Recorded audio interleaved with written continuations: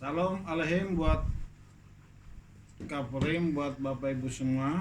Shalom. Selamat malam. Mari kita mulai ibadah kita di dalam ibadah Jum ini. Sebelumnya kita mulai dalam doa. Terima kasih Bapa buat kasih setiamu, anugerahmu yang terus menaungi melingkupi kehidupan kami hari lepas hari, siang dan malam. Khususnya hari ini Bapa, sungguh luar biasa pemeliharaanmu, penyertaanmu dalam kehidupan kami. Kami boleh kembali berkumpul semua karena anugerahmu Bapa.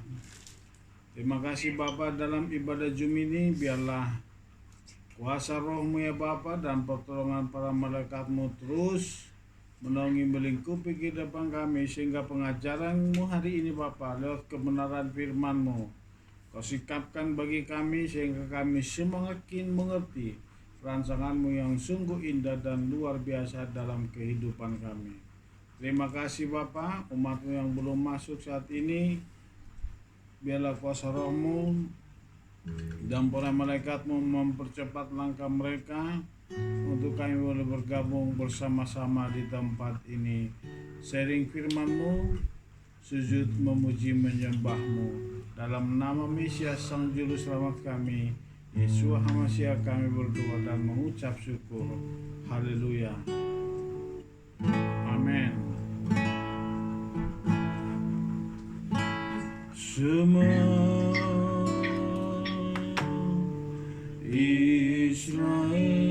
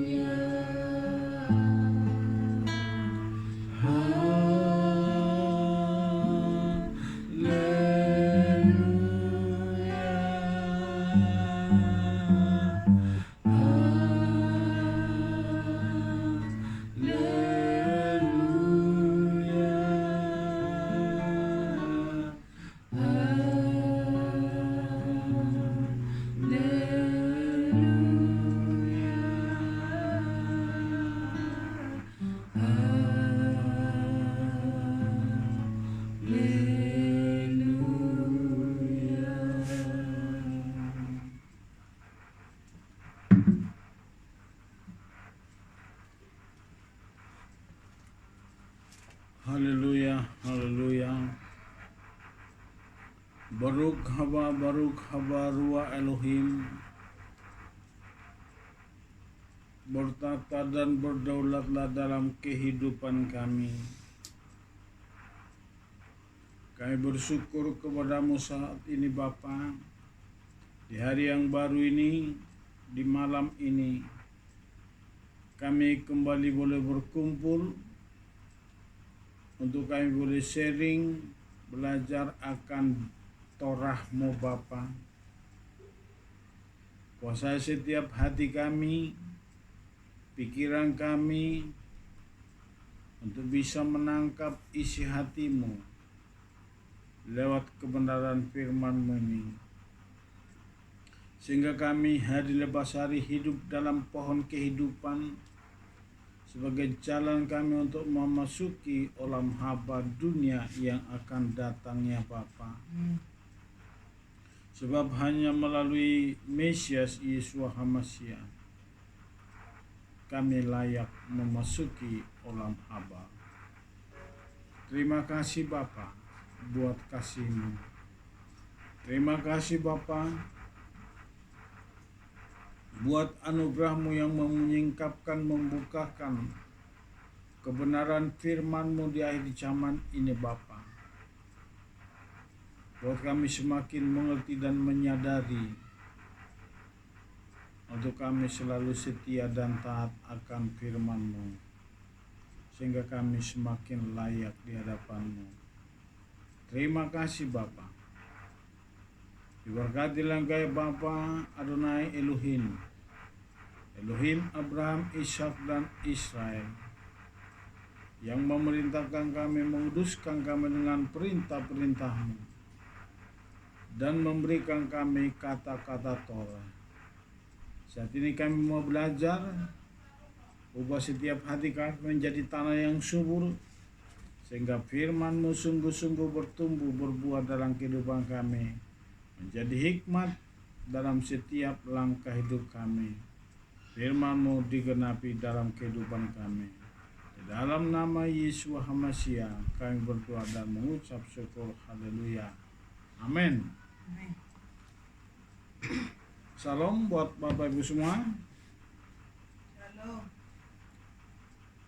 Hari ini kita masuk kembali dalam ibadah Zoom yang sudah kita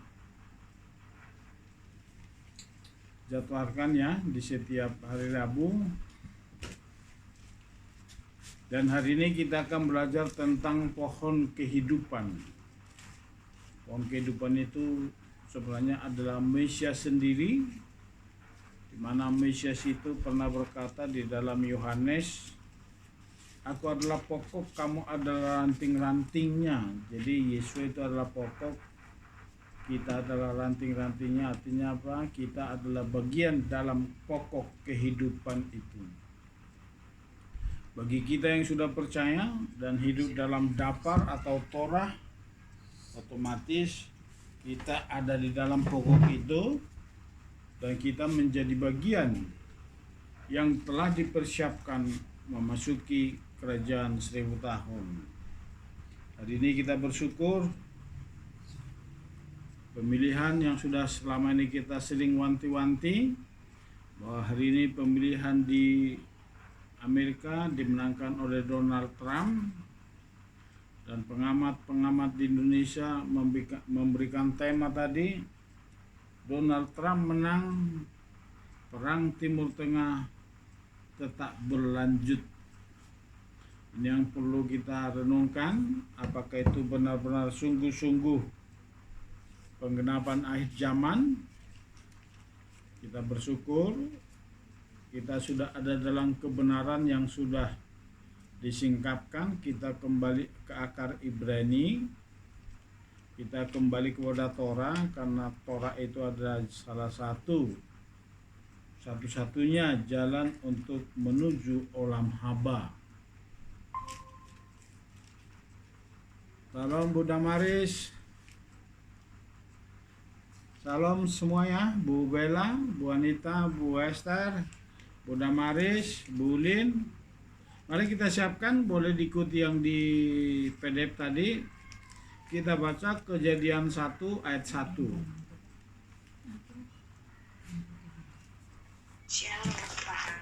Salam Bu Damaris.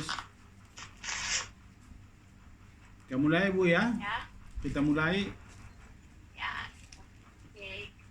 Mari kita baca bersama-sama 2, 3 ya. Pada awalnya Elohim menciptakan langit dan bumi. Jadi ini langit dan bumi itu diciptakan pada awalnya. Maka dikatakan pada awalnya, di situ di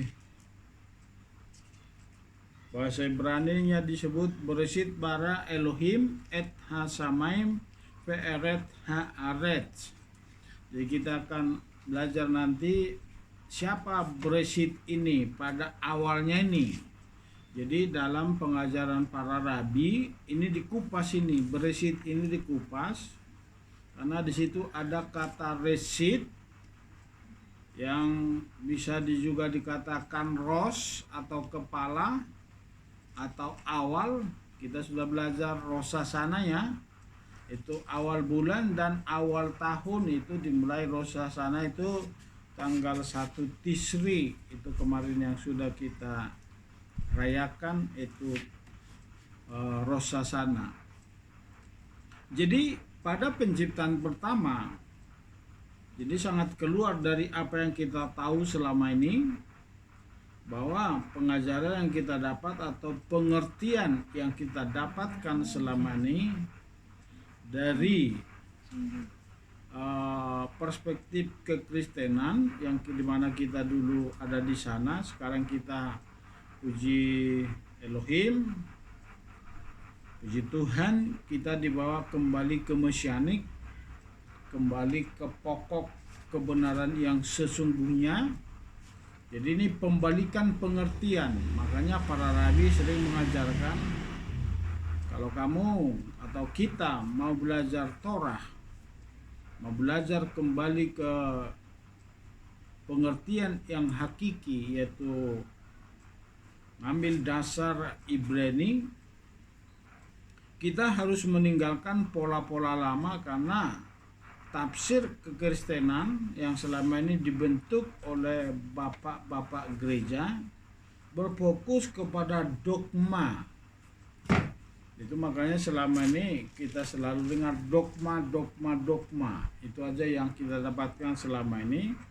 Ternyata pengajaran itu sungguh dalam dan luar biasa. Salah satunya kita belajar daripada awalnya. Jadi kalau dulu kita dapat pengajaran ini bahwa pada mulanya, awalnya bumi ini diciptakan dengan baik dan sempurna, tetapi Tuhan mengirim setan ke dunia, akhirnya apa? Bumi hancur, diacak-acak setan. Itu yang kita selama ini dapatkan. Dan itu banyak dari pengajar-pengajar bapak gereja. Ternyata tidak seperti itu. Di sini dikatakan Bereshit bara Elohim, artinya apa?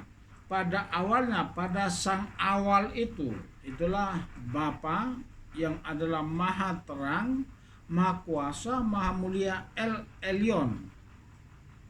Itu ada di dalam Bereshit.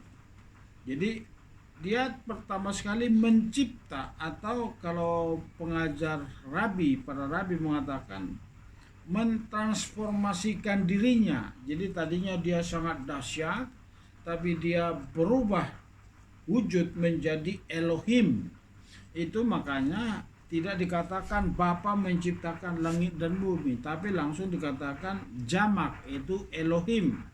Di situ ada Bapa, di situ ada Yesua, di situ ada Ruah Elohim, itulah Ehad. Tetapi itu adalah Ehad daripada Bapa yang maha kuasa, itu dia tetap ada di ruang, di atas apa? Selalu ada di ruang dan waktu, di luar ruang dan waktu. Jadi para rabi mengatakan bahwa siapa Bapa itu sesungguhnya, itu tidak bisa kita ambil suatu definisi atau pengertian bentuk Bapa itu atau Tuhan yang sesungguhnya itu seperti ini. Jadi dia hanya bisa kita dapat di dalam wujud Elohim. Itu yang dibentuk Elohim di dalam keehatannya. Bapa ada dia sendiri, tapi dia selalu ada di luar ruang dan waktu. Itu makanya waktu diciptakan langit dan bumi itu, alam semesta dengan sempurna, tiba-tiba Tuhan mengirimkan sinar kemuliaannya atau sekinahnya turun ke dunia bumi ini.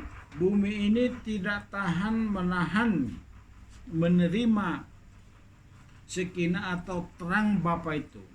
Hanya bumi hancur. Itulah yang kita katakan tofu vapopu, kacau balau. Itu makanya di Kejadian 1 ayat 1 selalu dikatakan pada mulanya Elohim menciptakan langit dan bumi, itu langsung titik.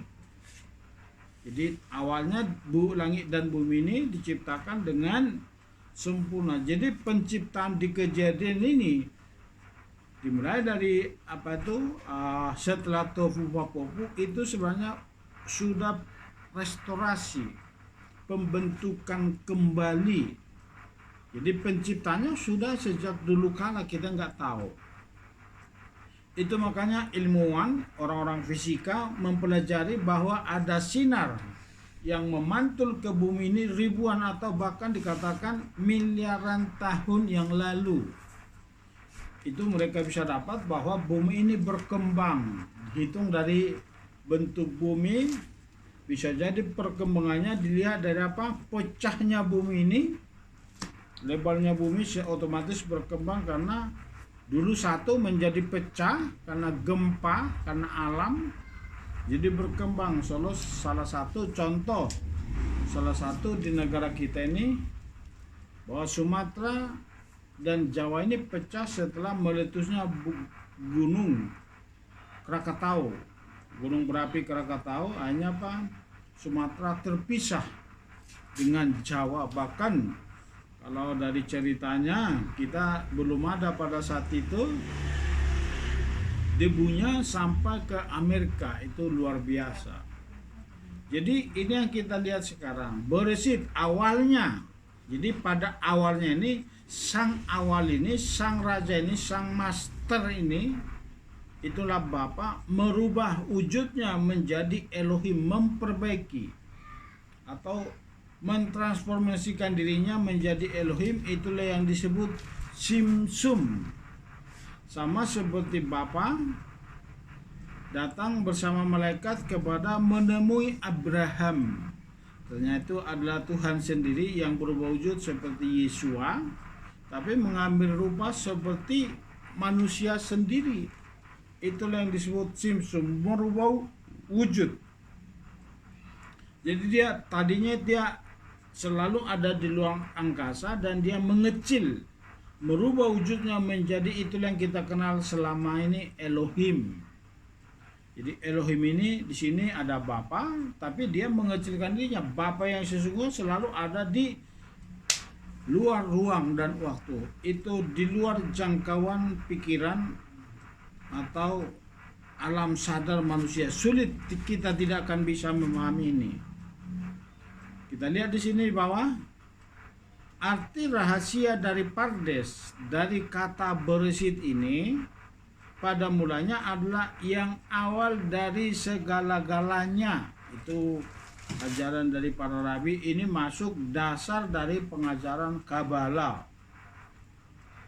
Itu sang raja yang maha kuasa. Jadi sang Bapa itu pada awalnya, inilah dengan kata Bereshit itu, yang di luar nalar pemikiran manusia atau mentransformasikan dirinya menjadi Elohim yang dinamakan dengan istilah Simsum.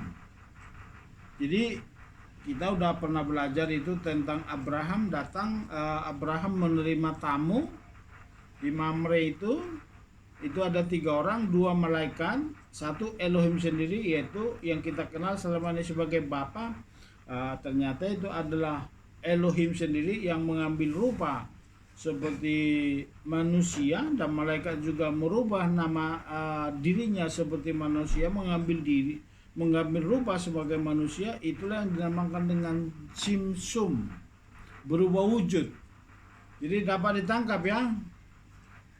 Jadi Elohim yang ehad itu, makanya kita tahu di Wahyu kalau nggak salah, nanti di akhir zaman setelah langit baru dan bumi baru turun, Bapa menjadi terangnya, Yesua menjadi bolamnya. Itu sering kita tahu itu. Jadi melalui Yesua nanti kita akan menerima terang Bapa, karena nesama kita sudah layak menerima terang Bapa itu, terang yang sesungguhnya daripada Sang Maha yang Maha Kuasa inilah El Elyon, yang maha mulia.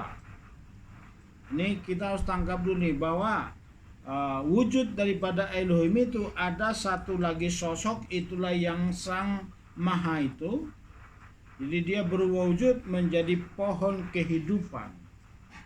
Jadi dia rubah dirinya menjadi Elohim. Itulah yang kita kenal selama ini Ehad, Adonai, Yahweh, dan Ruach HaKodesh, Yeshua HaMashiach.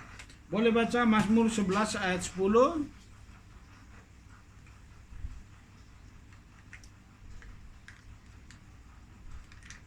Mazmur 111 ayat 10. Takut akan Yahweh adalah permulaan dari hikmat. Semua yang melakukannya memiliki pengertian yang baik. Kepujiannya tetap untuk selamanya. Jadi di bawah itu dikatakan Reshit, tidak lagi dikatakan Bereshit. Itu bahasa Ibraninya yang warna merah. Reshit, Hokmah. Jadi Hokmah itu yang paling utama. Makanya dikatakan takut akan Yahweh Adonai adalah permulaan dari hikmat. Jadi hikmat itulah segala-galanya, itu yang disebut Hokmah. Itulah yang awalnya segala-galanya. Melalui Hokmah inilah dibentuk, diciptakan segala sesuatu yang ada di bumi dan yang ada di langit, yang dimana Bapa berubah wujud yang menjadi itu Elohim, itu termasuk Hokmah, hikmat ada di dalamnya. kita sudah belajar dengan 7 roh Bapa di dalam Yesua. Jadi dalam Yesua itu roh Tuhan ada padanya, roh hikmat, hokma. Jadi hokma ini dari sinilah semuanya ada bina, nanti kita akan lanjut ke sana. Ini yang membuat kita semakin mengerti bahwa penciptaan ini dimulai daripada hokma, yaitu Yesua HaMashiach. Amsal 8 ayat 11, 12, 22 sampai 36. Coba dibaca. Amsal 8, 11, 22 sampai 36. Sebab hikmat lebih baik daripada permata, dan segala kesenangan orang tidak dapat dibandingkan dengannya. Elohim memiliki aku sejak semula jalannya. Sejak awal dari pekerjaannya, aku ditata dari keabadian. Sejak permulaan, sebelum bumi ada, ketika samudera raya belum ada, ketika sumber-sumber yang syarat dengan air belum ada, aku telah lahir. Sebelum gunung-gunung ditempatkan, sebelum bukit-bukit aku telah lahir. Sebelum dia menjadikan bumi di padang-padangnya, atau bagian-bagian yang tertinggi dari tebu bumi. Ketika dia mempersiapkan langit, aku di sana. Ketika dia menggaris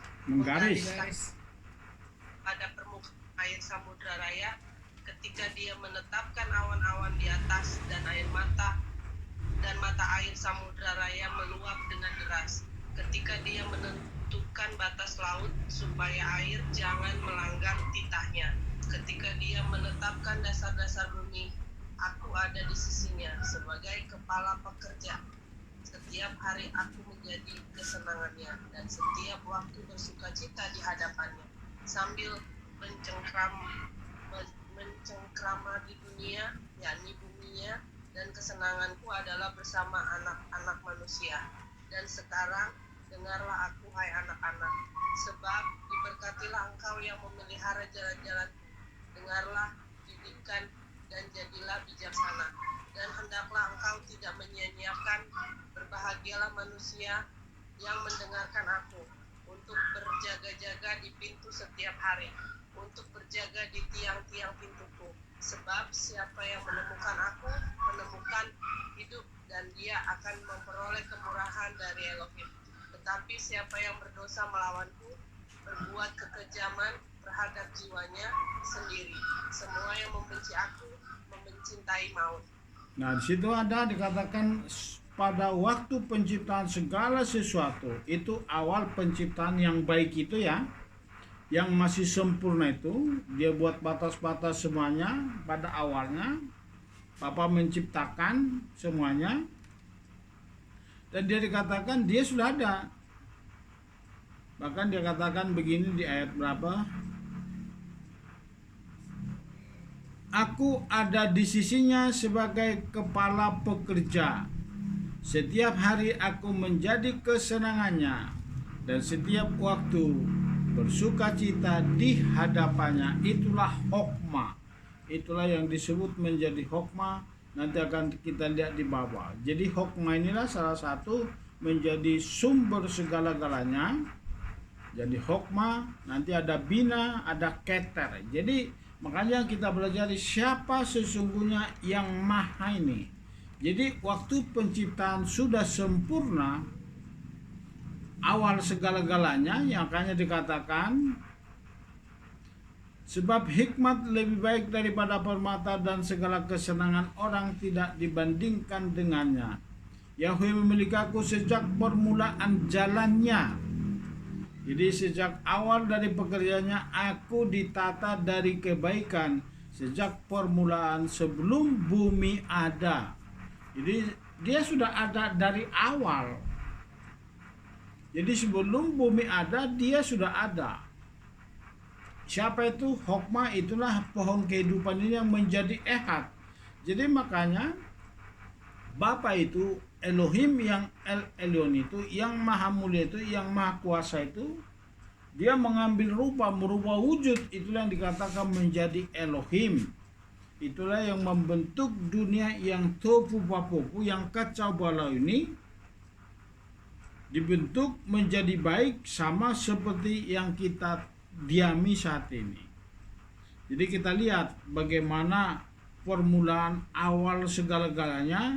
Jadi sebelum langit dan bumi yang awal diciptakan yang sempurna, Bapa dan Mesias Yesus HaMasiah sudah selalu ada. Dialah paling awal dibentuk, dan dialah kepala pekerja, yaitu Yesus HaMasiah sendiri, yang disebut dengan istilah Elohim. Dia belum dinyatakan sebagai Yahweh, tapi sebelum dia katakan Yesua, tapi masih kata Ehad, yaitu dengan kata nama jamak, yaitu Elohim. Jadi di balik itu semua ada sosok yang sangat dahsyat dan luar biasa. Itu di luar nalar manusia, kita tidak bisa mendefinisikan. Namanya juga Maha. Nanti kita lihat di bawah-bawah namanya ada Ensof, diberikan istilah oleh para orang bijak Israel, khususnya Kabbalah. Tapi kita sekarang bukan belajar Kabbalah, supaya kita mengerti kenapa bangsa Israel saat ini selama ini kita fokus ingin merayakan kelahirannya, dan kita fokus kepada namanya, ternyata bukan itu yang paling utama. Yang paling utama adalah manifestasi nama itu nyata di dalam kehidupan kita, di dalam Mesias Yesus HaMasiah. Jadi kita lihat ya, jadi sangat jelas bagaimana Tuhan itu dahsyat dan luar biasa. Pada mulanya alam semesta diciptakan dengan sempurna, tetapi setelah Shekinah, terang yang dari Bapa, turun ke alam semesta ini, yang Maha Kuasa itu menerangi bumi, tidak tahan menjadi hancur, dan terjadilah kacau balau atau gelap gulita. Itulah yang kita kenal dengan tohu vabohu. Jadi tohu vabohu itu adalah kacau balau. Itulah Kejadian 1 ayat 2 itu. Jadi Kejadian 1 katakan Elohim menciptakan langit dan bumi itu adalah baik dan sempurna. Tetapi setelah Shekinah turun, tadinya ini ada hanya alam dipenuhi dengan kemuliaan Bapa, tapi dibuat satu ruang. Makanya kita sudah belajar di dalam Tohu Vabohu tahun yang lalu bahwa Tuhan itu suka memisahkan. Jadi Bapa membentuk suatu ruang, dibentuklah bumi ini, itu alam semesta. Jadi dibentuk dan diciptakanlah bumi, dan setelah dibentuk sempurna, Shekinah itu keluar dari ruang dan waktu, keluar dari sana. Dia tadinya ada di luar dan waktu, dia masuk ke dalam alam semesta ini. Tiba-tiba bumi yang sempurna itu, yang diciptakan pada awalnya itu, tidak tahan dan hancur. Itulah bahkan semua kemuliaan itu, terang Bapa itu pencar kemana-mana, bahkan sampai ke galaksi. Jadi pencar kemana-mana, akhirnya dibentuk lagi setelah di pasal 2 itu, setelah Tohu Vabohu. Makanya di Kejadian itu, Kejadian pertama dipisahkan terang dan gelap. Hari pertama itu disebut Tov, padahal matahari sudah belum ada, tapi sudah ada siang dan malam. Jadi itulah yang dikatakan, jadi terang pada saat itu belum terang matahari, tapi terang Bapa yang ada di bumi. Itu makanya disebut Yom Ehad. Jadi di balik terang itu ada sesuatu yang dahsyat. Bisa diikut ya. Jadi di balik Elohim itu ada Elohim yang sesungguhnya itu dia adalah Simsum. Dia berubah wujud menjadi mengecilkan dirinya, sama dengan Yesus datang ke bumi, dia adalah Simsum, mengambil rupa seorang manusia dan lahir dari rahim manusia, menjadi manusia di bumi, sampai dia mati di kayu salib untuk menggenapi rencana Elohim lewat kehidupan Yeshua HaMashiach. Coba dibaca Kejadian 1 ayat 1 dan 2.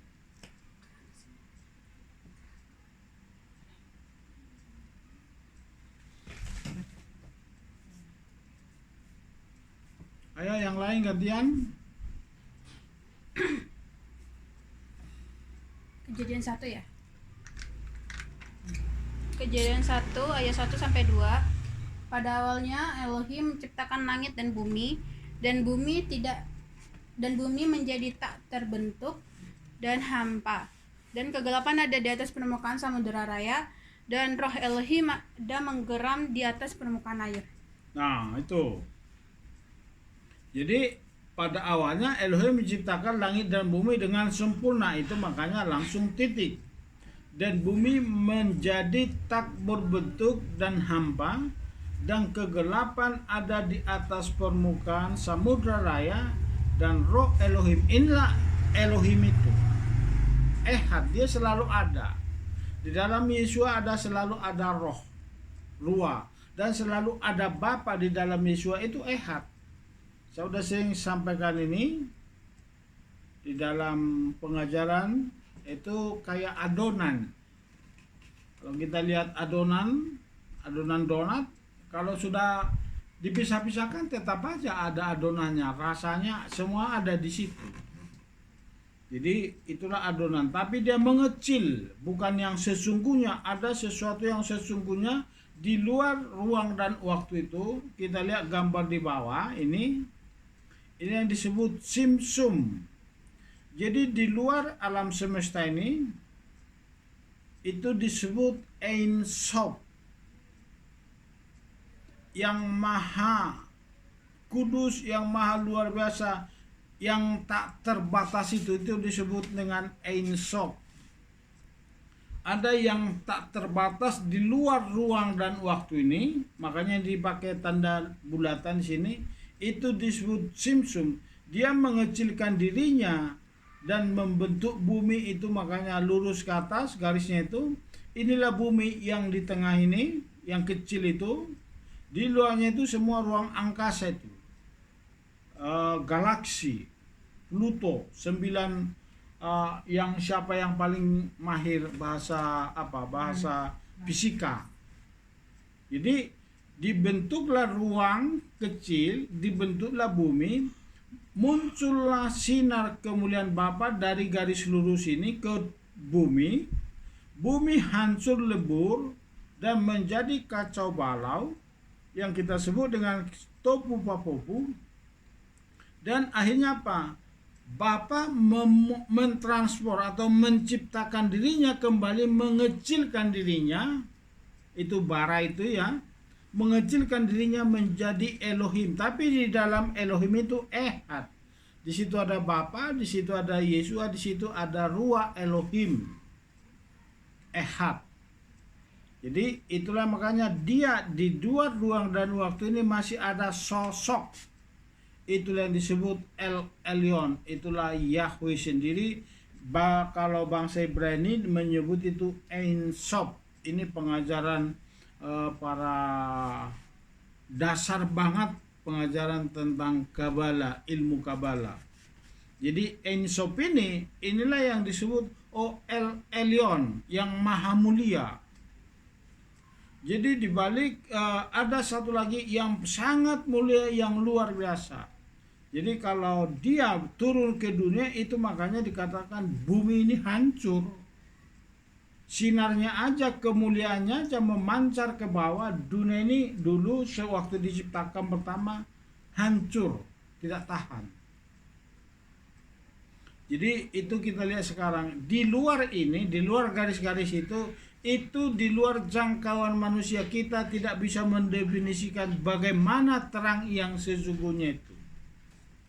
Jadi kalau kita ambil suatu gambaran, ini di bawahnya ada lagi gambar ya. Itu di gambarnya itu jelas dikatakan di sini Ein Sof itu, inilah yang disebut yang maha mulia, yang maha kuasa. Jadi di bawah garis ini, inilah yang disebut identitas Elohim. Jadi melalui Elohim inilah dia menciptakan langit dan bumi ini. Dia turun ke bumi, ternyata dia melalui Elohim, Ehad Elohim. Jadi kalau Bapa sendiri yang dahsyat, yang maha kuasa, yang maha mulia, yang disebut dengan istilah Ein Sof ini, yang tak terbatas ini di luar jangkauan manusia. Ini tidak bisa kita definisikan dia seperti apa, itu di luar nalar. Itu pengajaran para rabi, di luar nalar. Jadi dari sinilah kita bisa menangkap saat ini. Dia yang tidak terbatas, tidak dibatasi oleh apapun. Itulah namanya dikatakan apa? Aku adalah aku. Sulit diterjemahkan. Akunya ini siapa? Aku. Aser eheye aser.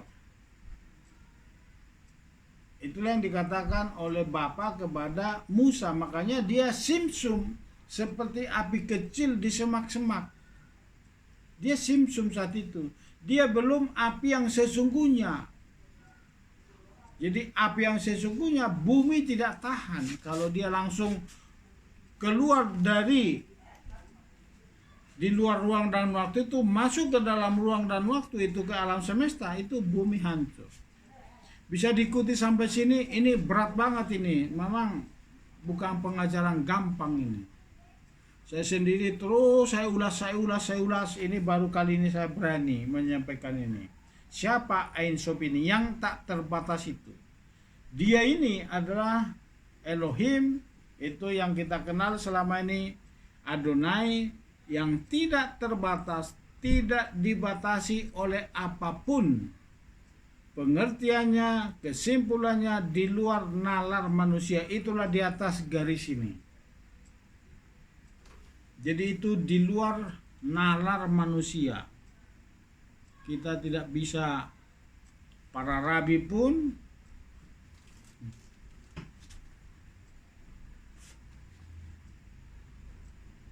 tidak bisa menafsirkan ini seperti apa dia. Sulit kita pahami. Itulah kalau dipahami, digali dan digali terus, itu ya kita bisa bingung. Siapa dia itu? Jadi Bapa ini, Elohim yang maha mulia, yang tidak terbatas ini, tidak dibatasi dengan apapun, itu dikasih istilah dengan istilah Ein Sof. Dapat diterima atau bagaimana? Coba tenang dulu, boleh sambil minum.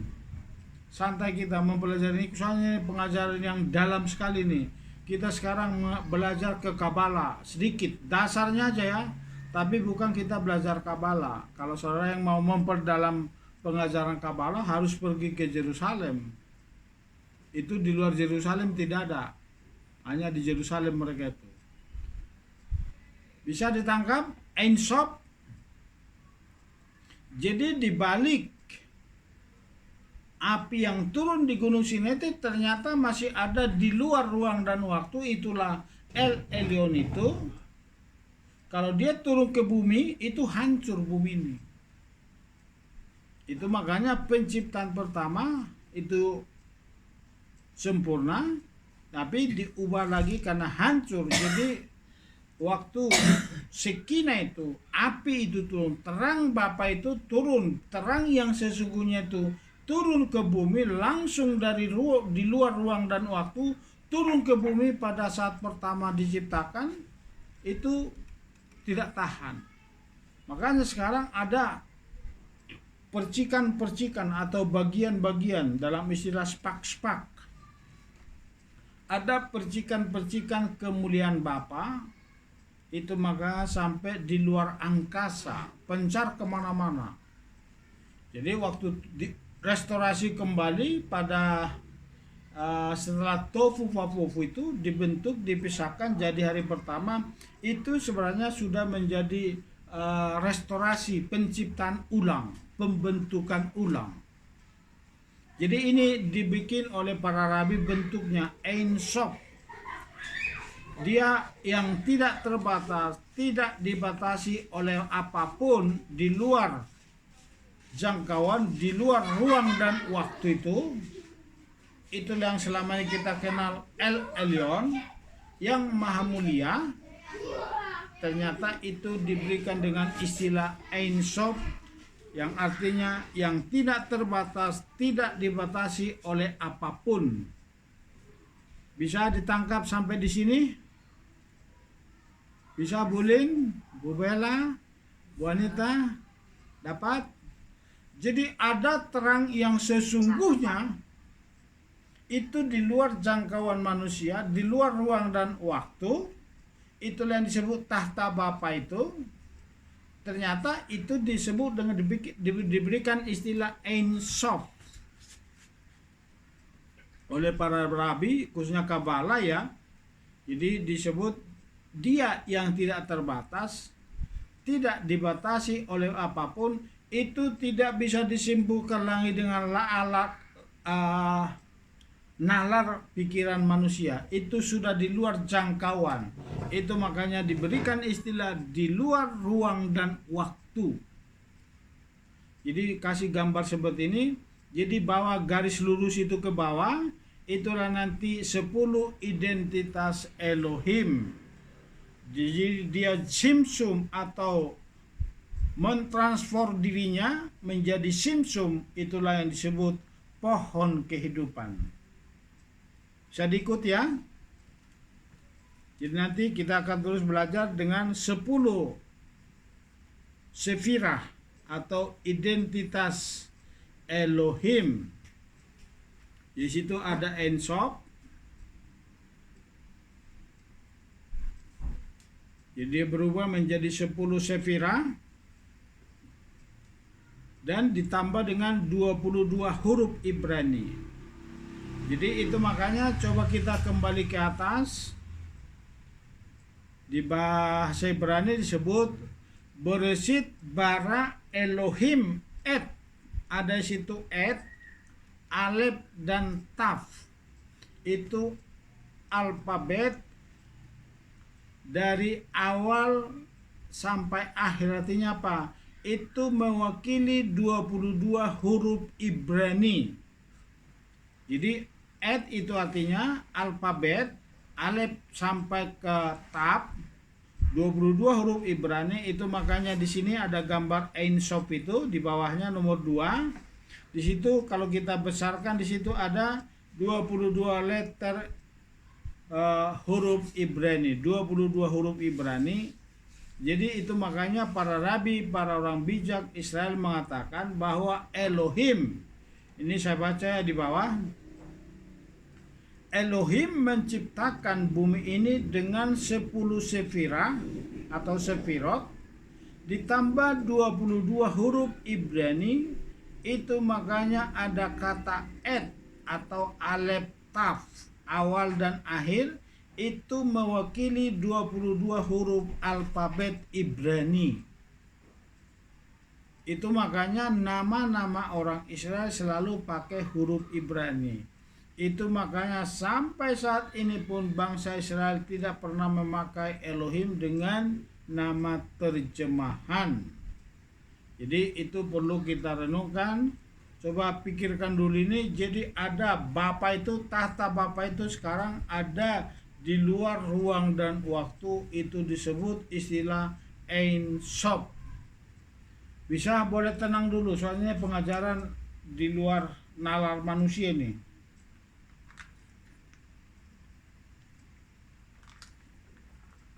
Ada pertanyaan sampai di sini? Atau belum menangkap atau belum bisa mengikuti? Silakan. Kalau ada pertanyaan langsung ditanya. Ada kebimbangan atau apa? Silakan. Bulin dapat nangkap Ein Sof? Lagi belajar memahami, Pak. Masih berat? Ini berat ini, saya sendiri Berat. sudah lama nih saya pelajari ini. 10 identitas Elohim. Dari dulu apa 10 identitas sulit saya nangkap itu dulu. Bu Bella gimana? Bisa ngikut? Lanjut Pak, masih menyimak. Masih menyimak ya? Jadi harus kita ulang-ulang ini Ein Sof. Jadi itu di luar ruang dan waktu itu, itulah El Elyon, itulah tahta Bapa yang kita kenal dengan istilah Bapa. Di bawahnya itulah yang disebut 10 identitas Elohim yang Maha Kuasa itu, itulah yang disebut dengan pohon kehidupan. Pada mulanya kita lanjut. Bumi ini diciptakan sebagai tempat ilahi. Perhatikan sini. Bumi pertama yang belum tofu papopo itu diciptakan untuk menjadi tempat ilahi. Hal ini bisa terjadi melalui rangkaian 10 emanase atau pancaran, melalui pancaran yang disebut dengan Sefirot ini. Jadi bumi ini tadinya akan dikembalikan ke Taman Eden menjadi tempat ilahi. Itu makanya nanti di kerajaan 1000 tahun itu akan digenapi ya. Saudara nanti dan saya akan ada di kerajaan 1000 tahun. Ini masih di bumi nih, nanti kerajaan 1000 tahun. Bumi yang ada saat ini. Jadi belum langit baru dan bumi baru ya. Kerajaan 1000 tahun, ingat, belum langit baru dan bumi baru, masih bumi yang saat ini. Tapi khusus di Olam Haba itu sudah dibentuk menjadi Taman Eden. Kita nggak tahu nanti di Yerusalem sampai mana batasnya, itu kita nggak tahu. Jadi itu hanya bisa terjadi nanti melalui 10 emanase atau pancaran.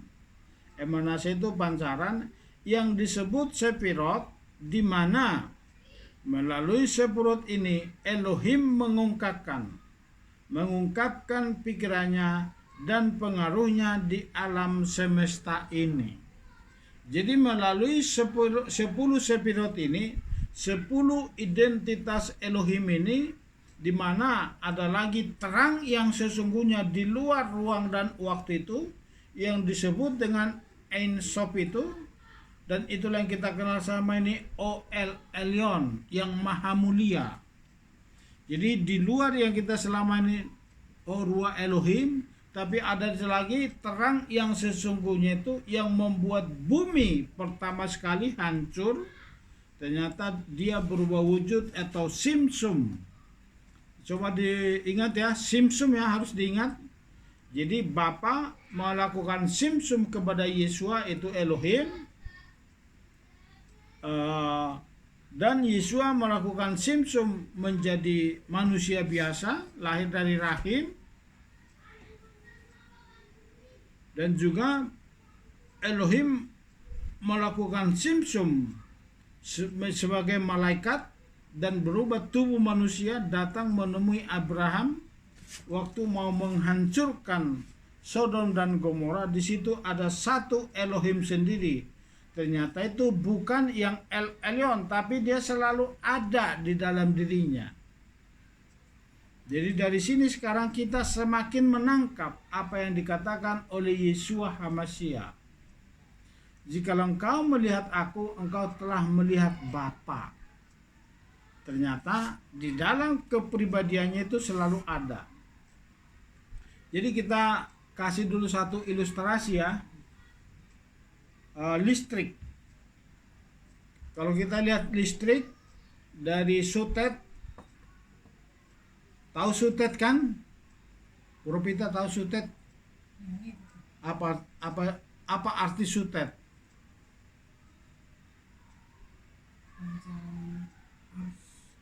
Sutet, saluran tegangan tinggi. Bahkan rumah pun dilarang dibangun di bawah sutet. Kenapa itu? Siapa yang ngerti? Siapa yang bisa memahami kenapa dilarang membangun rumah di bawah sutet atau saluran tegangan tinggi? Siapa yang pernah mengerti ini? Ayo coba, Bang Ruby. Kenapa dilarang membangun rumah di bawah sutet? Karena radiasi. Radiasi dari tegangan tinggi. Karena menurut tukang listrik, jadi sutet itu selalu ada percikan cahaya dari atas, cahaya api, ting ting ting ting ting. Jadi lama-lama kalau itu terus tanpa disadari, itu bisa merusak IQ otak manusia. Jadi itu makanya kita lihat suka ada percikan-percikan dari tegangan tinggi. Jadi kalau kita buat sekarang analogi atau perumpamaan, kita taruhlah El Elyon itu, Ein Sof itu yang disebut Ein Sof di luar ruang dan waktu itu seperti tegangan tinggi. Ditarik itu ke gardu dari ruang dan waktu, dari sutet ditarik ke gardu, dari gardu ditarik menjadi kabel-kabel kompleks. Dari kabel kompleks itu kabel besar ditarik ke dalam rumah pakai trafo. Apa istilahnya, listrik kita udah masuk ke rumah, rekening. Apa namanya itu? Hah? Meteran dibatasi wattnya dibatasi menjadi 220. Kalau langsung dari sutet ditarik ke rumah ini tanpa trafo, tanpa apa namanya itu, sikring, itu rumah ini bisa kebakar. Jadi seperti itu dulu perumpamannya, analogi ya, tapi itu hanya sekedar analogi, perumpamaan, tidak seperti itu. Tapi kalau kita tarik langsung dari sutet ke rumah ini bisa terbakar. Jadi seperti itulah dulu Bapa waktu menciptakan bumi pertama yang sempurna, tiba-tiba sinar langsung datang dari tahta Bapa yang El Elyon itu, yang maha mulia itu kita kenal selama ini dengan sebutan Yahweh, Yod-Heh Vav-Heh. Turun ke dunia langsung memancar ke bumi ini, langsung hancur bumi. Dapat ditangkap ya, analoginya seperti ini, perumpamannya. Jadi kalau dari tiang sutet langsung kita tarik sini tanpa gardu, tanpa pembatas, langsung ke rumah tanpa tanpa trafo, tanpa sikring, itu rumah ini bisa kebakar. Bolam-bolamnya itu meledak semua. Itulah bumi itu dulu. Karena saking luar biasa terang dari El Elyon itu, yang maha mulia itu, yang disebut dengan istilah Ein Sof, dia yang tidak terbatas, tidak dibatasi dengan oleh apapun, bahkan itu sudah di luar nalar pikiran manusia. Kita tidak bisa membandingkan kayak apa Bapa itu nanti. Terang yang sesungguhnya itu kayak apa kita nggak tahu. Itu sudah di luar nalar manusia. Jadi analoginya atau perumpamannya itu seperti sutet. Dari sutet langsung ke rumah ini rumah bisa meledak, pecah. Bolam-bolam pecah semua, bisa kebakar.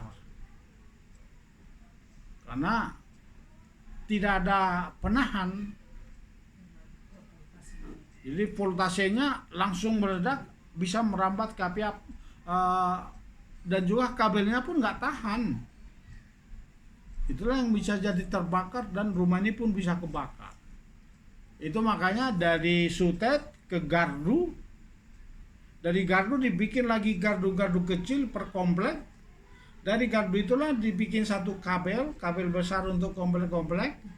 Dari kabel itulah ditarik ke rumah dan pakai nomor sikring. Dan dibatasi wattnya menjadi 220. Itu makanya kalau dikasih watt yang lebih besar, lebih gede, di rumah ini dikasih wattnya seperti bolam stadion, nggak nyala, nggak kuat. Karena apa? Batasannya nggak kuat. Ini bukan tempatnya, bahkan bisa rusak. Itu yang dapat diikuti ya sampai sini. Nah, kita lihat. Jadi itu ya. Jadi 10 emanasi ini atau pancaran yang disebut Sepirot itu melalui dialah bisa dinyatakan bahkan dipulihkan bahwa awalnya bumi ini diciptakan sebagai tempat ilahi atau nesama, tempat nesama. Itu disebut dengan istilah Adam Katmo. Saya tidak tulis di situ ya. Adam Katmo artinya apa? Dunia nesama. Jadi nesama kita nanti yang masuk sudah ke Olam Haba, itu di Taman Eden yang baru nanti memerintah di kerajaan 1000 tahun. Jadi makanya mulai sekarang bangun terus nesama. Ternyata nesama itu bisa masuk nanti ke dalam pohon kehidupan. Kita langsung menjadi bagian dalam pohon kehidupan lewat melakukan mispot, itu melakukan Torah. Jadi kita semakin mengerti sekarang kenapa kita kembali ke Torah. Ternyata supaya nesama kita bisa masuk ke dalam pohon kehidupan. Jadi untuk kita masuk di dalam pohon kehidupan itu, di 10 Sepirot ini ternyata hanya melalui Torah. Itu mispa, itu melakukan perintah, itu semakin membuat nesama kita semakin layak tinggal di pohon kehidupan. Lanjut, dalam konsep metafora atau kiasan, 10 sepirah atau sepirot atau pohon kehidupan kita adalah bagian dari spiritual yang lebih besar yang disebut dengan nesama. Itulah istilah tubuh Hamasia. Jadi kalau kita menjadi tubuh Hamasia, otomatis 10 sepirot ini bermanifestasi dalam hidup kita. Itulah makanya kita disebut tubuh Hamasia. Jadi semakin kita sempurna di dalam Torah, semakin kita ehad dengan 10 sepirot ini. Jadi 10 sepirot inilah yang sungguh bermanifestasi di dalam hidup saudara dan saya. Jadi kita harus semakin dibukakan saat ini. Para bijak Israel mengatakan Ein Sof dalam ilustrasi Pitagoras adalah 10 sepirot mewakili 10 angka utama dan 22 huruf Ibrani. Ini adalah protoplasma atau bagian kecil, dia simsum. Diri bagian kecil dari yang ilahi yang digabungkan menjadi ehad untuk menciptakan sesuatu yang tidak ada menjadi ada. Itulah Bapa. Simsum itu Ein Sof itu dalam ilustrasi Pitagoras, itu dalam ilmu matematika Pitagoras ya. Hukum Pitagoras itu mungkin anak sekarang sudah nggak ngerti lagi nih. 10 sepirot ini mewakili 10 angka utama dan 22 Ibrani adalah protoplasma atau bagian yang sangat kecil dari yang ilahi. Itulah dari Ein Sof yang maha mulia, yang tidak terbatas, yang tidak bisa dibatasi dengan apapun, yang digabungkan atau menjadi ehad untuk menciptakan sesuatu yang tidak ada menjadi ada. Jadi itulah para bijak Israel mengatakan Ein Sof yang maha mulia itu dalam ilustrasinya. Makanya ada 10 apa? 10 firman, 10 kali Tuhan berfirman. Ternyata ada kaitannya sampai ke sana. Dan 22 huruf Ibrani. Jadi sekarang kita semakin mengerti kenapa kita harus kembali ke Torah, kembali kita harus memakai istilah-istilah Ibrani, karena 22 huruf Ibrani adalah huruf yang hidup, yang sungguh luar biasa.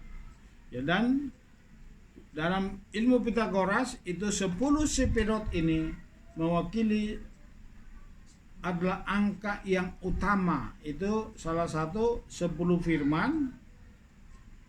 10 kali Tuhan berfirman membentuk bumi kembali menjadi baik. Nah itu lihat itu Ein Sof. Inilah gambaran kemuliaan. Ein Sof itu ada 10 warna gambarannya, 10 lingkaran ini yang disebut Ein Sof. Inilah kemuliaan yang sungguh luar biasa. Jadi kita lihat di bawah gambar di bawah. Kategori 10 Sefirot. Yang paling atas ini sudah di luar Ein Sof ya. Di Ein Sof-nya itu sudah di luar ini. Di atasnya tadi yang ada di gambar di atas. Nah, itu yang ada ini. Coba lihat ini, yang ini. Nah ini Ein Sof ini. Di bawahnya ini 10 ini dimulai dari itu pohon kehidupan. Jadi ini ya, ini 10 Sefirot ini di luar daripada Ein Sof. Boleh lihat dari situ? Kelihatan gambarnya dari situ. Atau bisa dilihat di handphonenya? Bisa ya, yang ini ya, Keter, tuh lihat situ. Di sebelah kanan atau sebelah kiri handphone Bina, di kanan Hekmon, Hokma, ada Daat, tapi biasanya Daat ini tidak ada 2 versi ya. Baru ada Gefirot, Gefura, ada Hot, ada Keset, Tiferet di tengah, Keter, Tiferet, dan Yesod. Ini ya. Baru paling bawah itu dasarnya Malkut, inilah kerajaan. Netzah. Jadi ini yang disebut tangan Tuhan. Jadi 3 di kiri, 3 di kanan, ada di bawah, atasnya itu mahkota. Jadi Keter, Hokma, dan Bina ini disebut seperti mahkota. Melalui Hokmat, inilah membentuk 7 kaki. Jadi Gepura ini di bawah yang 3 ini. Yang 3 itu paling atas adalah mahkotanya. Itulah Keter. Keter membentuk Hokma dan Bina. Hokma itulah tadi yang di kitab Mazmur itu dan kitab Amsal yang kita sudah baca di atas. Dia membentuk 7 kakinya, itu Gefura, Keset, Tiferet, Hot, Netzah, Yesod, dan Malkut. Coba boleh tangkap? Coba diingat. Jadi ini lihat kiri kanannya itu harus seimbang. Harus seimbang ya. Jadi hikmat Gefuranya dan kasih karunia-Nya harus sama, nggak bisa pincang itu. Kekerasannya atau makanya dikatakan ingatlah kekerasannya, jangan kamu sombong. Kamu ditempelkan menjadi karena apa? Kasih karunia, Keset. Jadi kasih karunia kita, kasih belas kasihan kita itu Keset harus seimbang dengan ketegasan. Netzah harus seimbang dengan Hot. Yesod itu adalah dasar. Malkut ini adalah kerajaan. Jadi makanya 3 di kiri, 3 di kanan, ada 4 di tengah. Inilah di atas itu mahkota sebenarnya. Tapi tetap 3 di tengah menjadi sumber kekuatan. Jadi lihat Gepurot, Keset, Tiferet, Netzah, Hot, Yesod, Malkut itu 7, itulah disebut tiang. Kita lihat di sini. Super sadar itu sudah di luar kesadaran manusia, itu disebut dengan Keter atau mahkota. Makanya disebut mahkota itu Keter, itu disebut menjadi mahkotanya. Bagian kedua, intelektual sadar. Jadi itu sudah hampir masuk kesadaran, itu disebut Hokma dan Bina. kebijaksanaan dan pengertian. Itu sudah mulai masuk. Bina artinya pengertian. Ini sudah masuk ke dalam emosi sadar. Inilah yang bisa masuk ke dalam diri manusia, yaitu 7 kakinya ini. Itu keset, kebaikan. Inilah yang bermanifestasi atau kita sebut simsum, masuk ke dalam kehidupan manusia, itu Gefura, Tiferet, kemuliaan, Netza, Hod, Yesod, dan Malkut atau kerajaan. Jadi datanglah kerajaanmu, jadilah kehendakmu di bumi dan di surga, itu hanya simsum ada di dalam hidup kita. Itu melalui apa? 7 tiangnya itu tadi, melalui keset, melalui Gepura, melalui Tiferet, melalui Netza, Yod, Yesod, dan Malkut. Itu yang dikatakan itu sudah masuk ke dalam sadar manusia, emosi kita. Tapi kalau hokmah, kebijaksanaan, dan bina, pengertian, itu di luar intelektual kita.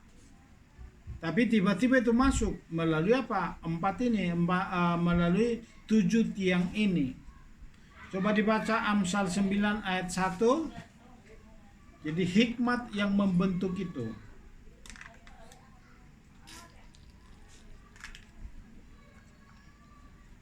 Masih pusing kan menerimanya? Belum masuk kan? Apa? Masuk. Boleh sambil makan ya, soalnya ini berat ini pengajarannya. Amsal 9 ayat 1.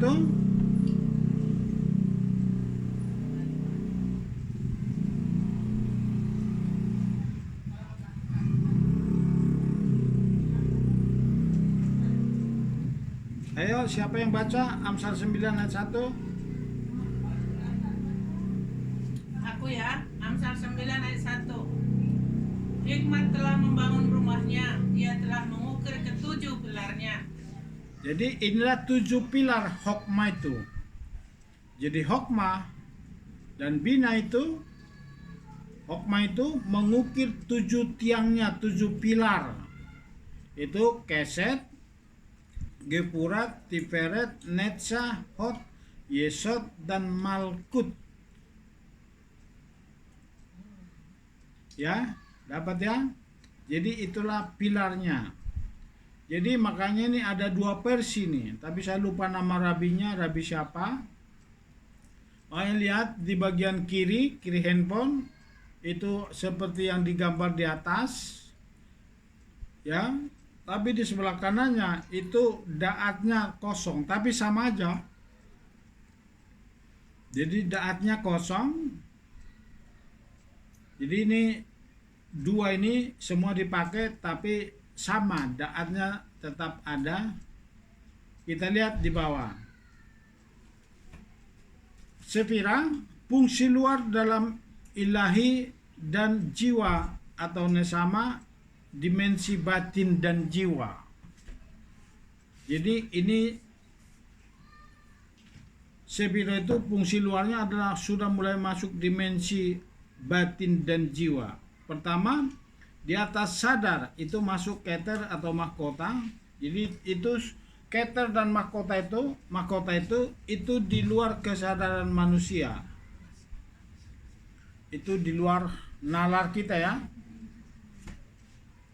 Hakikat keter ialah emunah atau iman. Jadi hakikatnya seperti iman. Mengungkapkan hakikat jiwa dalam hal tak terhingga. Itulah iman. Jadi orang bisa melakukan iman di luar nalar manusia. Contoh,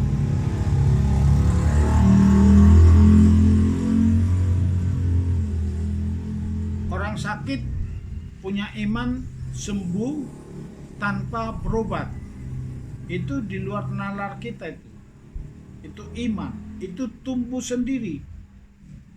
Itulah hakikatnya. Keter dalam sumber bawah sadar dari kenikmatan, jiwa yang berakar dalam kenikmatan. Jadi itu berakar dalam jiwa kita ini. itu di dalam, itu keterdalam.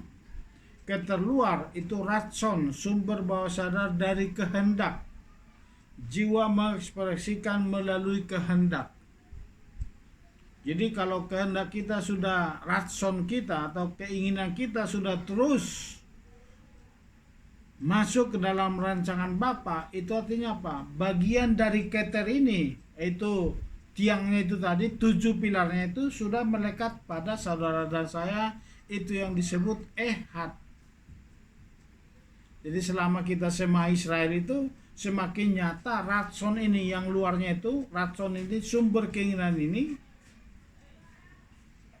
bawah sadar kita ini, kehendak, jiwa mengekspresikan melalui kehendak. Jadi sudah ada keinginan terus ingin dekat sama Tuhan melalui apa? Belajar Torah, berdoa, melantunkan perkataan dafar Elohim. Jadi itu artinya keter. Jadi ada 2 kelompok dia, tapi tetap dia melalui pilar ya, ingat, tetap dia melalui 7 pilar itu. Dan itu berkaitan dengan 7 roh Bapa Yahweh. Hokmah, wawasan kebijaksanaan, itulah hokmah ya. Dalam batin tidak lagi mementingkan diri sendiri. Ini tidak punya keinginan lagi selain keinginan Tuhan, itu masuknya dalam batin. Batinnya itu sudah terfokus kepada Bapa. Jadi wahyu menghilami perbatasan diri, kecerdasan yang digenggam. Jadi tidak lagi pakai kecerdasan diri sendiri, tapi semuanya wahyu menghilami pembatasan kecerdasan dari diri kita sendiri. Yang keempat, bina atau pengertian. Dalam batin ini menjadi ada simkah atau sukacita. Mari kita melakukan simkah Torah. Jadi kalau batin kita sudah bersukacita, itu makanya dalam simkat Torah, kalau sukacita kita dari sorga itu sudah turun, makanya di dalam saat simkat Torah itu kita tidak boleh melakukan duka, bahkan dukanya yang ditunda. Bayangkan, itu luar biasa. Jadi dalam 7 hari raya kemarin, di hari Sukot ini, sukacita yang luar biasa, khususnya dalam sampai 8 hari itu, sampai singkat Torah, itu kita bangsa Israel mengajarkan apa? Dilarang berduka saat terjadi selama 7 hari singkat Torah itu. Kenapa? Itu sudah muncul bina pengertian kegembiraan yang datangnya dari simkah, itu sukacita yang dari sorga, itu dalam batin itu. Gak mungkin kita tidak bisa menangis dalam duka. Dan itu kemarin langsung diuji kepada saudara kita Pak Nenggolan dan Ibu Nenggolan. Firman keluar langsung ada yang diuji, tidak boleh berduka pada hari Raya Sukot. Pak Nenggolan langsung diperhadapkan. Jadi itu membangkitkan pengertian yang membangkitkan kegembiraan. Jadi pertama, makanya di sini ada daat. Kemarin kan di atas kan ada 2 itu ya. Ada 1 mahkota atau pohon kehidupan ini, tidak ada di bagian itu kosong. Yang di nomor 2 dari garis lurus. Garis tengah itu di bawah keter itu kosong, di sebelah kanan kosong, sebelah kirinya ada, tapi itu tidak mempengaruhi makna.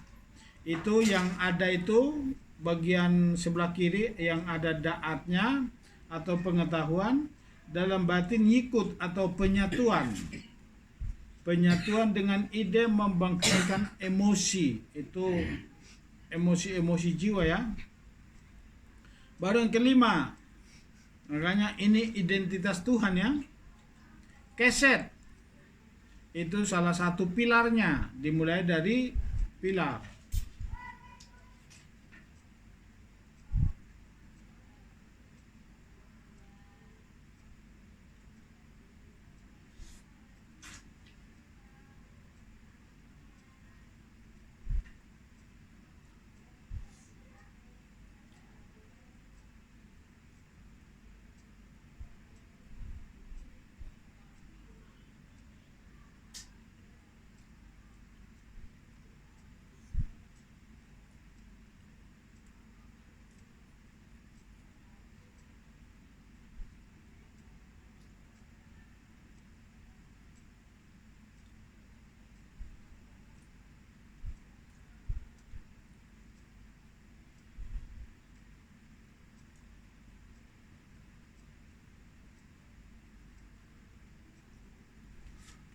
Keset ya, ahaba atau cinta kepada Tuhan dan ilahi dalam segala hal.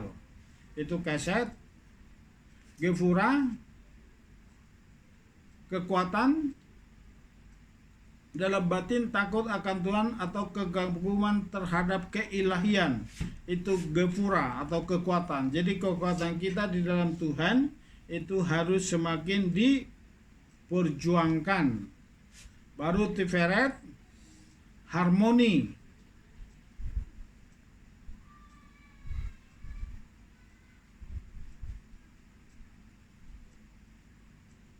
Tiferet itu harmoni yang indah dalam batin. Dan dalam batin itu disebut netsa atau kemenangan kebaikan, atau bitakon, keyakinan yang inspirasi.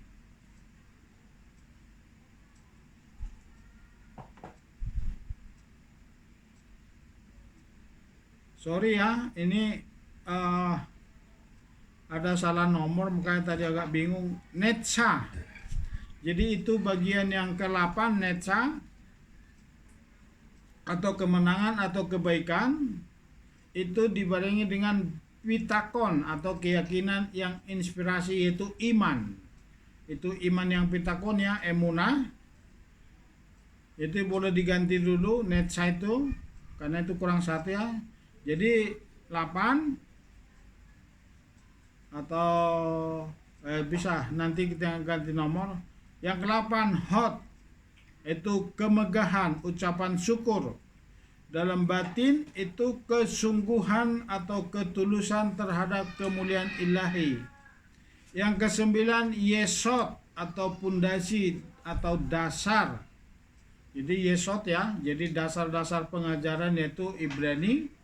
Dalam batin kokos nefes atau kekuatan jiwa, kendaraan untuk memverifikasi koneksi dalam tugas ilahi. Baru yang terakhir malkut atau kerajaan, dalam batin sekina atau kehadiran ilahi atau ehad. Itu tetap ada di dalam 7 pilar itu. Dia tidak keluar dari 7 pilar.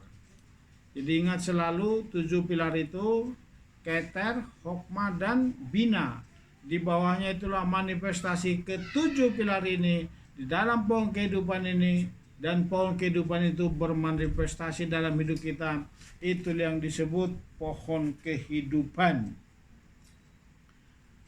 Jadi terakhir itu malkut atau kerajaan, itu di dalam batin kita itu ada sekina, ada kehadiran Tuhan, membuat kita selalu bersuka cita, melalui dasar kita semakin kuat, kemegahan kita selalu menang dalam menghadapi apa? Kenapa? Menghadapi segala masalah, karena kita sudah memiliki iman yang bitakon. Itu iman yang bitakon ya, emunah. Kita sudah memiliki tiferet, kita memiliki keindahan dalam batin, kita sudah memiliki gevura atau kekuatan, kita sudah memiliki keset, belas kasihan atau cinta akan Tuhan. Jadi itulah yang muncul dari apa? Dari bina, hokmah, dan keter. Itulah tiang atau pilar daripada pohon kehidupan. Dia pohon kehidupan inilah yang bermanifestasi di dalam hidup saudara dan saya. Bagaimana bentuknya? Itu adalah rahasia ilahi. Kita masuk sekarang 4 dunia. Yang paling atas inilah tempat yang maha mulia, itu Atzilut. Yang kedua Briang. Yang ketiga Yetzirah.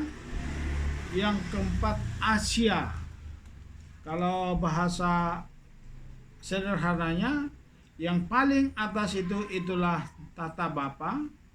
Yang kedua ini adalah penghulu-penghulu malaikat.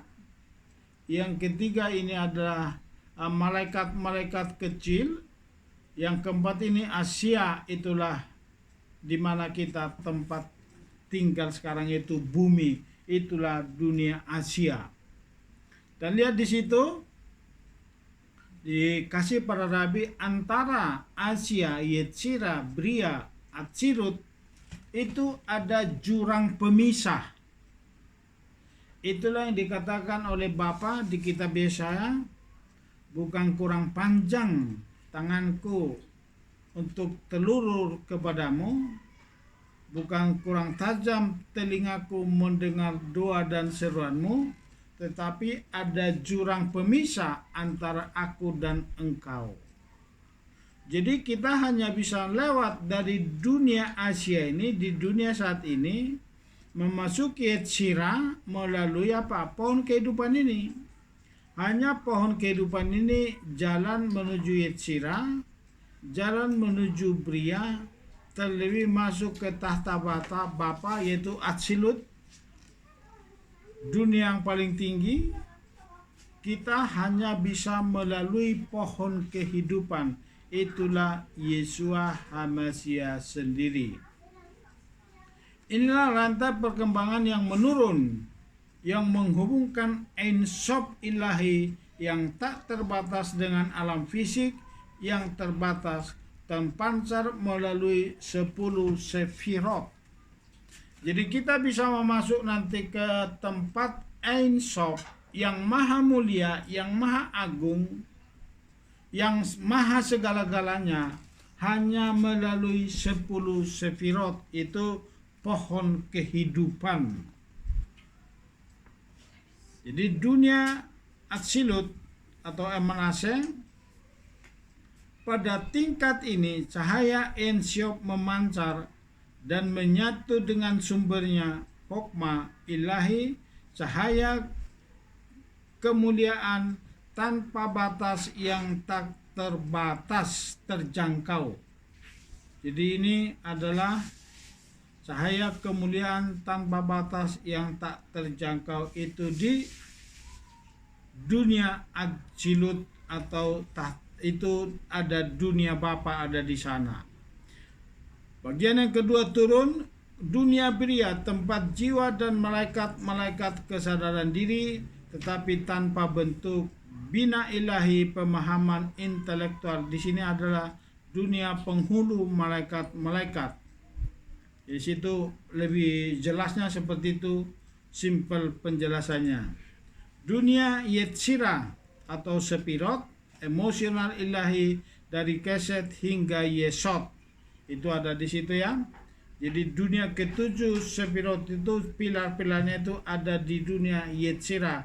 Itu makanya di dunia Yetzirah adalah malaikat-malaikat di bawah malaikat penghulu.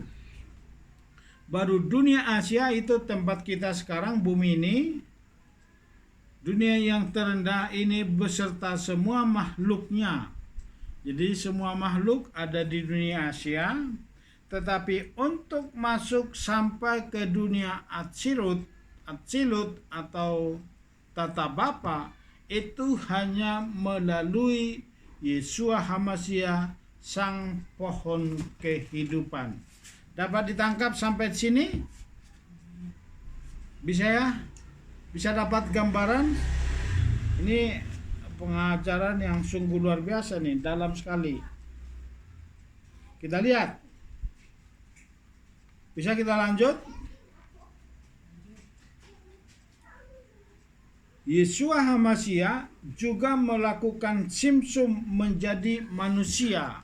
Jadi waktu Yeshua datang ke dunia, dia meninggalkan keilahiannya. Dapat diikuti sampai sini? Jadi sama seperti Bapa. Waktu dia mau membentuk manusia ini, karena dia datang ke dunia, hanya dia melalui Sepirot. Kalau dia langsung turun ke bumi dengan segala kemegahan kemuliaannya yang tak terbatas, yang sulit kita pahami, yang diberikan istilahnya dengan Ein Sof oleh para rabi, makanya dia melakukan simsum. Yeshua HaMashiach juga melakukan simsum. Makanya dikatakan dalam firman, dia mengosongkan dirinya dan menjadi manusia datang ke dunia ini. Jadi dia kosong dari keilahian. Kalau dia membawa keilahian ke dalam rahim Maria, pasti rahim Maria meledak. Jadi dia benar-benar mengosongkan dirinya dan dia menjadi bayi di dalam rahim Maria, dan dia lahir menjadi manusia baru dah dipenuhi dengan Spirot ini di dalam tubuh Yesus Hamasiah. Makanya dia umur 12 tahun sudah menyampaikan firman yang luar biasa. Coba dibaca Filipi 2 ayat 5 sampai 7.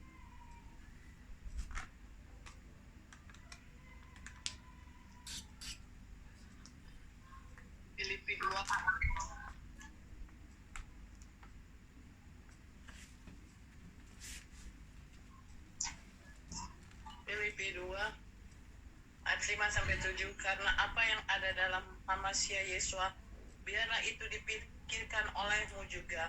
Dia yang meskipun ada dalam rupa Elohim tidak menganggap bahwa menjadi setara dengan Elohim adalah sesuatu yang harus dirampas. Sebaliknya, dia sudah mengosongkan dirinya sendiri dengan mengambil rupa seorang hamba agar berada dalam keserupaan manusia. Jadi dia melakukan simsum waktu dia datang ke dunia ini. Jadi dapat dimengerti ya, jadi ini garisnya. Ini menjadi anatomi atau gambaran bagaimana El Elyon itu mentransformasikan, mengubah dirinya atau simsum menjadi Elohim. Jadi itu ya, dia merubah dirinya menjadi Elohim, tetapi terang yang sesungguhnya itu ada di dunia tadi di dunia Atzilut.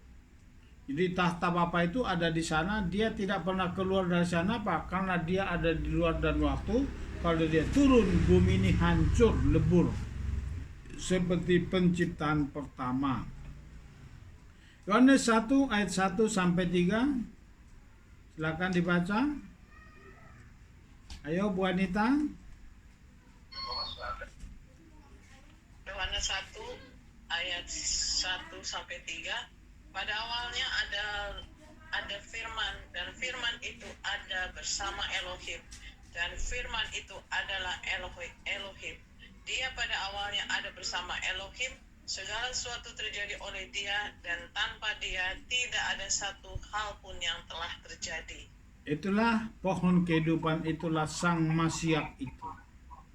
Jadi 10 Sepirot itulah yang disebut Ehad. Jadi dia melakukan simsum, mengecilkan dirinya menjadi Elohim, itulah yang kita kenal selama ini. Jadi sangat keluar dari Tritunggal, ternyata dia ada 10 identitasnya. Dan 7 ini yang selalu bermanifestasi dan tetap ada dalam satu kesatuan 10 ini. Ini yang ada pada kita, ini yang tinggal dalam hidup kita, itu makanya dia harus melakukan simsum mengambil rupa manusia, sebab kita ngerti tadinya dia adalah selalu bersama dengan Elohim. Dia adalah Elohim itu sendiri. Dia pada awalnya ada bersama dengan Elohim. Segala sesuatu terjadi oleh dia, itulah yang dikatakan tadi hokmah itu yang diubah dari keter. Segala sesuatu terjadi oleh dia, dan tanpa dia tidak ada satu hal pun yang telah terjadi. Itulah sang pohon kehidupan yang di dalamnya adalah Yesua Hamasiah sendiri. Dari sini apa yang saudara tangkap, Bapak Ibu tangkap?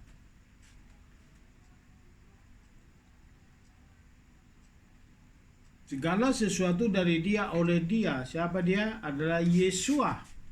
Yang kita tangkap sekarang adalah pohon kehidupan. Satu yang kita tangkap di sini, kenapa? Siapa yang bisa menangkap sedikit? Ada?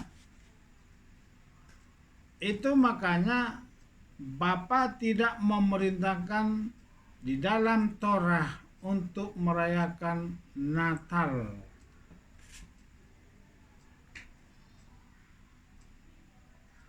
Jadi itulah kesalahan kekristenan, tidak mengikuti 7 hari raya. fokus kepada Natal, merasa meriah banget, padahal itu tidak ada di dalam Torah. Kedua, itu makanya bangsa Israel tidak fokus memanggil nama. Fokusnya apa? Fokusnya manifestasi pohon kehidupan itu yang disebut dengan 10 identitas Tuhan itu bermanifestasi dalam hidup saudara dan saya. Otomatis kita tadinya dikatakan di sana adalah sudah menjadi bagian spiritual di dalam pohon kehidupan itu. Jadi semakin kita layak melakukan, semakin kita setia dan sungguh-sungguh melakukan Torah, otomatis kita adalah bagian di dalam pohon kehidupan itu lewat apa? Keset, Gepurot, dan Yod, dan Malkut itu. Itulah melalui 7 ruah Elohim yang ada di dalam Yesaya 11 ayat 1 dan 2. Bisa itu ya. Ini bisa kita ikuti, bisa kita semakin mengerti sekarang kenapa kita harus ada di dalam Torah. Kenapa kita harus melakukan Torah?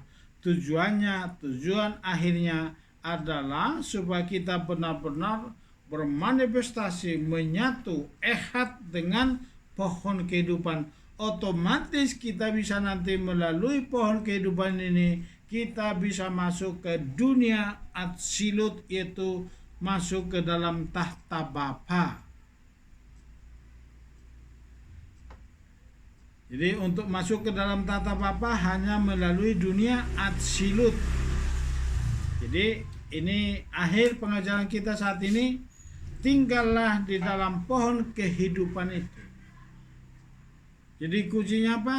Kita harus tinggal di dalam pohon kehidupan. Kenapa? Itu coba kembali ke gambar tadi, gambar yang 4 dunia. Untuk menghabungkan, untuk kita bisa melewati jurang pemisah ini, untuk masuk ke dunia Yetzirah, karena nanti apa? Dunia Asia ini akan hancur lebur setelah langit baru dan bumi baru yang di kitab Wahyu itu. Dunia Asia ini akan hilang ini. Kenapa? Tahta Bapa, dari tahta Bapa, dari dunia Atsilut ini, itulah yang El Elyon itu, yang El Elyonia itu yang dikasih istilah dengan Ein Sof yang tak terbatas itu akan memancar sampai ke bawah tanpa ada pohon kehidupan lagi. Jadinya apa? Bumi otomatis hilang, tidak tahan. Tetapi untuk kita bisa keluar dari bumi, memasuki dunia Yetzirah, memasuki dunia Bria, memasuki dunia Atsilut, kita harus ada di dalam pohon kehidupan. Karena hanya pohon kehidupanlah jembatan untuk bisa memasuki Atsilut. Itulah pohon kehidupan, itulah Yeshua HaMashiach. Jadi saudara, Bapak Ibu semua, kita ngerti sekarang kenapa kita harus memanggil Yeshua HaMashiach, bukan Yesus lagi. Kenapa? Semua itu punya pengertian. Nama itu sungguh luar biasa. Untuk ayat terakhir kita baca bersama-sama. Yohanes 17 5 dan 8, 5 sampai 6, 2, 3 ya. Dan sekarang ya Bapak. Kita baca bersama-sama. Ayo dibuka itunya, mute-nya. Dan sekarang ya Bapa, muliakanlah aku bersama dirimu dengan kemuliaan yang kumiliki bersamamu sebelum dunia ada. Aku telah menyatakan namamu kepada orang-orang yang telah engkau berikan kepadaku dari dunia ini. Mereka adalah milikmu dan engkau telah memberikan mereka kepadaku dan mereka telah memelihara firman-Mu. Jadi siapa yang diberikan kepada Bapa? Yang memelihara firman, yaitu apa? Torah. Jadi hanya orang yang melakukan Torah, memberikan mereka kepadaku dan mereka telah memelihara firman-Mu. Makanya dikatakan, mereka adalah milikmu dan engkau telah memberikan mereka kepadaku dan kita memelihara firman-Nya.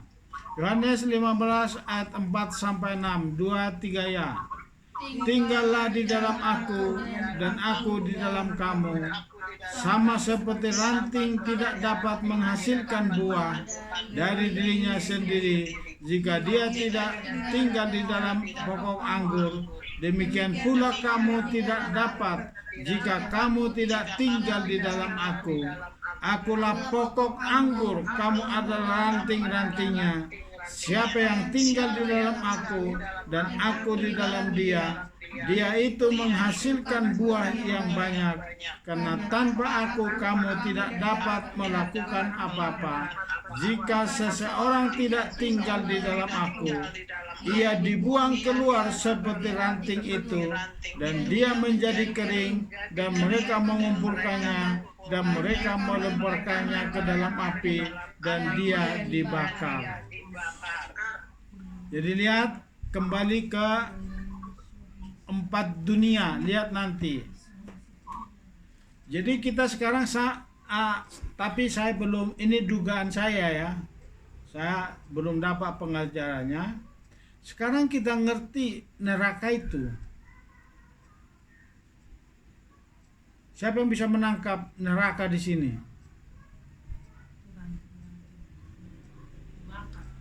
Dapat Bapak Ibu tangkap? Begitu nanti kemudian yang asli itu yang masih ada di luar ruang dan waktu itu, yaitu Ein Sof itu memancar ke seluruh dunia tanpa Bria, tanpa Yetzira, itu tidak ada.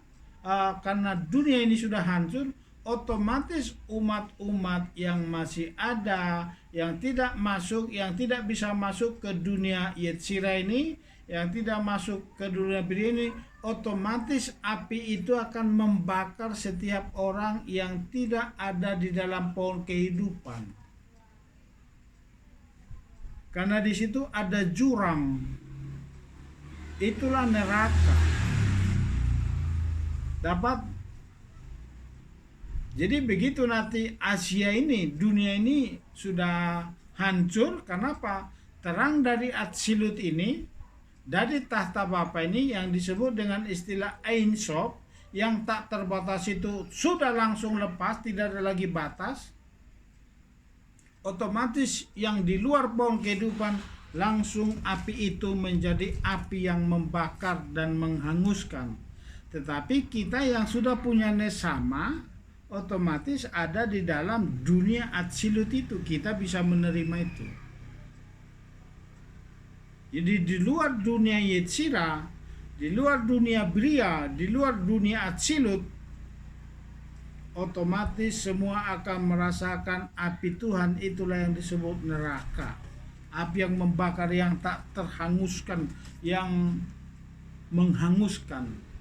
Jadi mereka nanti tidak mati lagi, tapi kertak gigi selama-lamanya. Kenapa?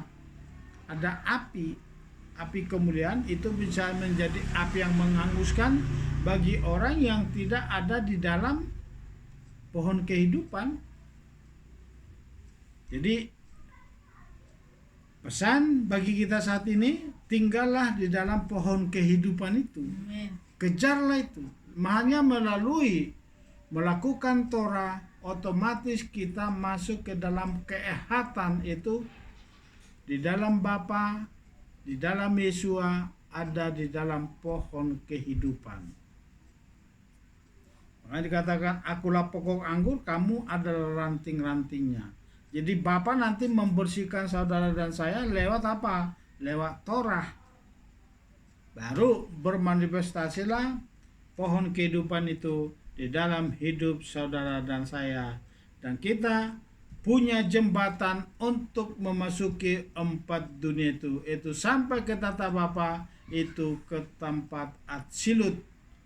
Nanti tergantung kesempurnaan saudara, Yetzira atau di Bria atau di Atsilut. Jadi kita nggak tahu. Kalau sekarang ini baru dihuni dengan penghuni malaikat dan malaikat-malaikat kecil, itu di dunia Yetzira.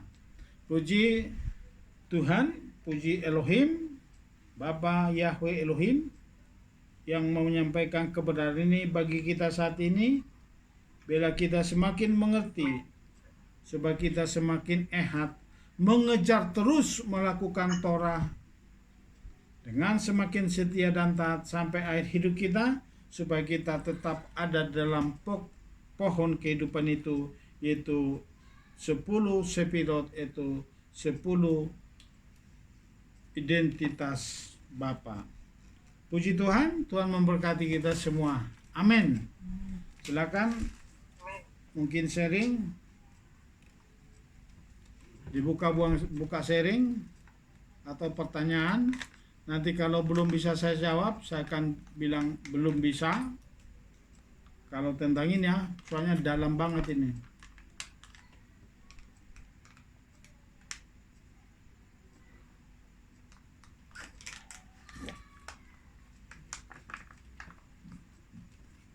Ayo silakan mau sharing.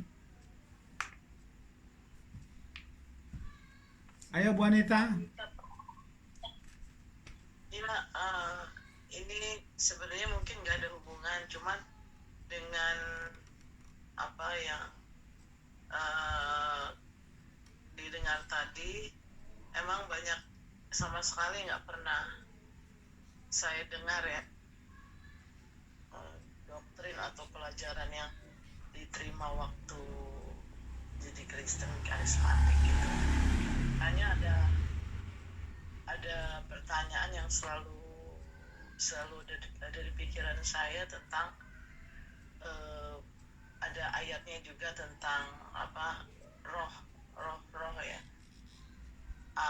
atau roh yang apa kembali menjadi reinkarnasi atau inkarnasi. Katanya ada di Alkitab, tapi saya baru ketemu yang ayat yang tentang roh itu. Nah ini gimana Pak? Karena kan di situ ada 4 dunia. Saya belum sama sekali nggak pernah dengar yang ini ya. Ya. Dan namanya sangat asing gitu. Ya saya sebenarnya ingin beberapa kali ya bahas kayak gini